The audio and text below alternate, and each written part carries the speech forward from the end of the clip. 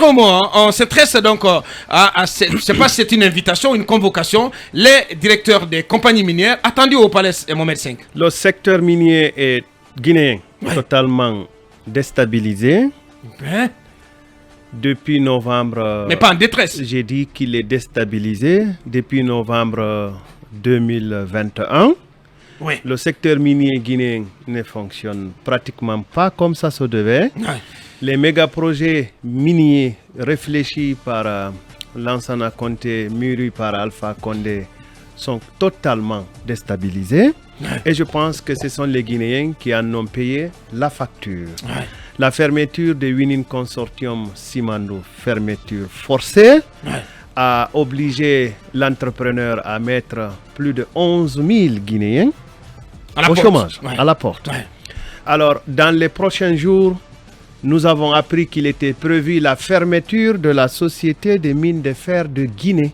C'est le Monimba, pour être simple. Parce que tous les courriers de l'investisseur, toutes les demandes légales de l'investisseur sont restées sans suite. Ouais. Et que même le patron est décidé de venir jusqu'à Conakry, Robert Freeland, pour voir Mamadi Doumbouya. Impossible. Et vous savez que Robert Freeland est un peu vu comme quelqu'un qui a participé un temps soit peu à la visite d'Alpha Condé aux États-Unis, qui l'a facilité parce que c'est un Canado-américain. Oui. Maintenant, je reviens sur votre question. Oui.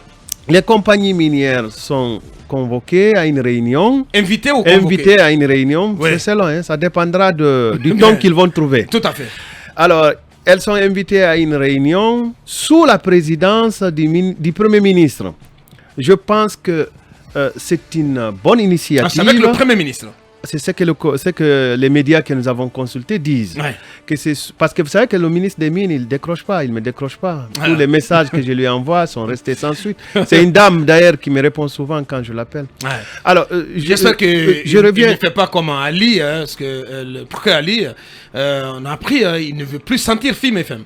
Non, moi, Ali me décroche à tout moment. Non, mais il ne veut plus de films, attention. Non, Ali me décroche à tout moment. Est-ce que je peux finir sur le secteur minier? Après, on peut parler d'Ali. Oui, non, il peut placer ce mot. Moi, il m'a dit que je lui saute le malheur, mais que Dieu est grand. Bien. Ben voilà. Non, mais il ne veut plus sentir film, oui. Ça, je confirme. De toutes les façons, Ali est un stoïque. Ouais. Voilà.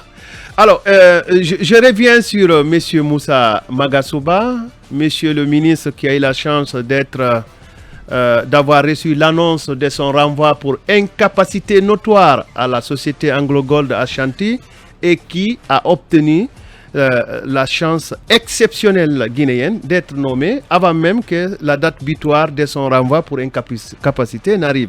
Néanmoins, Monsieur le ministre, semble-t-il, voudrait s'entretenir et rassurer les investisseurs. Le Premier ministre. J'ai dit Monsieur le ministre d'abord. Ouais. Je voudrais rassurer les investisseurs parce qu'il est vu dans les compagnies minières comme monsieur arrêtez tout. Ouais. C'est-à-dire il prend toujours des arrêtés pour dire interdire les activités de ceci et de cela. Ouais.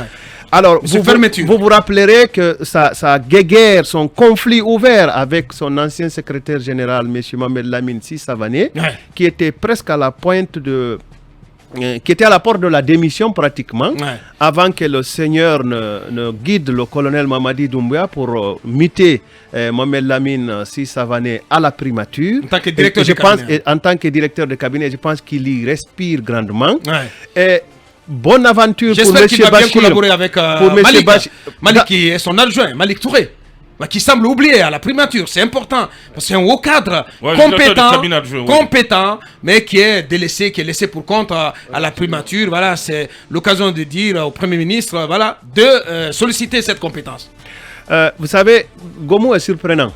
Ouais. Je pense qu'il peut surprendre. Bien sûr, il vient du secteur privé. Vous étiez en train d'aborder l'objectif, le souci ou bien l'obligation des lettres de performance qu'on appelait autrefois lettres de mission. Je pense que quand on vient du secteur privé, il y a quand même certaines empreintes qu'on voudrait laisser dans l'administration publique. Mais comme j'étais dans le secteur minier, je reviens. Vous savez, c'est mon goût. Déjà, il y a des médias français qui ont annoncé le départ de Moussa Magasuba. Et qui ont annoncé Africa Mining Intelligence, pour être simple, que je lisais tout à l'heure, qui a annoncé M. Malik Ndiaye ou M. Soriba Sissé au poste de ministre des Mines et de la Géologie. Malik Diagne Gaka. Ancien de GAC, ancien de Rio Tinto, Ouais. ancien de Mais pourquoi pas, ouais, Glencore, il a un bon profil. et d'ailleurs qui paraît être l'homme de confiance du colonel Mamadi Doumbouya, en tout cas d'après plusieurs... Ministre des Mines de fait, peut-être. Peut-être oui, mais proche de Papa Fofana. Bien. Ce qui est connu. Le Alors, tout-puissant Papa Fofana. le tout-puissant, Papa Fofana. Alors pour finir rapidement, puisque le sujet... Sauf que les compagnies minières ne savent pas à quelle heure il y aura la réunion. C'est prévu pour quand? Peut-être aujourd'hui. Peut-être. Oui, parce que le communiqué est d'hier. Et les compagnies, beaucoup de compagnies m'ont appelé depuis 6 heures pour me demander si j'étais au courant de l'heure, du lieu de la rencontre. Du sujet, du thème de la rencontre. Bien. J'avoue que je n'en savais rien. Bien, Akumba, alors on va s'arrêter là pour revenir. On reviendra donc dans quelques instants pour évoquer cet article de Jeune Afrique. Ensuite, pour donner la parole au ministre Lansana Bea Diallo qui va s'exprimer sur ce décret pris avant-hier par le colonel président, le colonel Mamadi Doumbouya, et qui érige la CAN 2025 en programme d'intérêt national prioritaire. Et puis, donc, à la suite du ministre Béa, nous recevrons dans ce studio Monsieur Alpha Bakar Barry. Il est ministre de l'enseignement technique et professionnel. Il est notre invité prestige. On revient donc dans quelques minutes.